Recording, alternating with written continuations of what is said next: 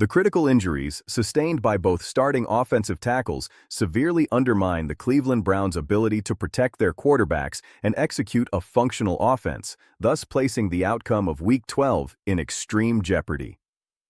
The primary impact is a maximized risk to quarterback safety and stability due to the sudden reliance on an already depleted offensive line group. The goal for the remaining healthy personnel is focused squarely on keeping the rookie quarterback upright. This task is complicated by the severity of the tackle injuries, which occur while the offense is already struggling with historically low production and while the starting quarterback, Dillon Gabriel, is out due to concussion protocol, forcing the potential deployment of the unprepared rookie, Shedeur Sanders, for the second consecutive week. Both starting tackles, Cam Robinson, left tackle, and Jack Conklin, right tackle, sustained injuries during the Week 11 loss and are considered day-to-day. Robinson's injury occurred when the back of his leg was rolled up on. Conklin left the game with a knee injury. While neither injury is expected to be serious, their availability for Sunday requires monitoring throughout the week. This situation piles onto a crisis that began earlier this season when starting tackle DeJuan Jones tore his LCL and was placed on injured reserve. The trade to acquire Robinson was prompted by Jones's season-ending injury. The team is left with a really thin group. 6 different players have already started at the tackle positions this season, and that number may grow again this week. If both starters are inactive, the team will lean on deep reserves. Cornelius Lucas has started 4 games this year, but he was dealing with an injury of his own last week and could potentially still be sidelined.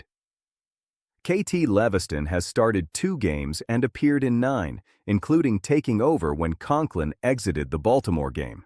Both players stink, so get ready for pain. Backup guard Tevin Jenkins also saw reps at tackle last week. He wasn't bad.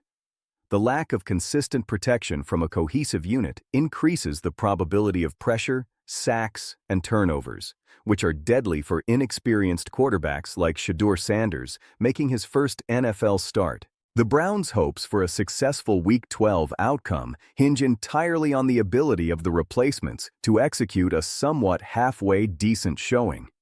The team's immediate competitiveness is compromised more than usual until Conklin and Robinson return. If both starters are sidelined, the team must rely on depth players, some of whom are also battling their own ailments like Lucas.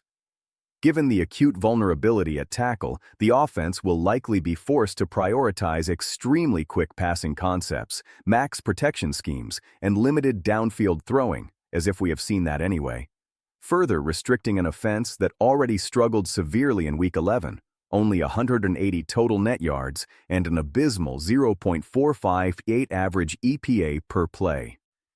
The situation is like a protective shell cracking just as a fragile object, the rookie quarterback, is exposed to heavy external force. My take: the Raiders absolutely stink, so the Browns actually have a chance to win this week. This would make sense because although winning is awesome, a win this week probably costs them a shot at picking first or second in April. Thanks for watching. See you again soon. Please like and subscribe.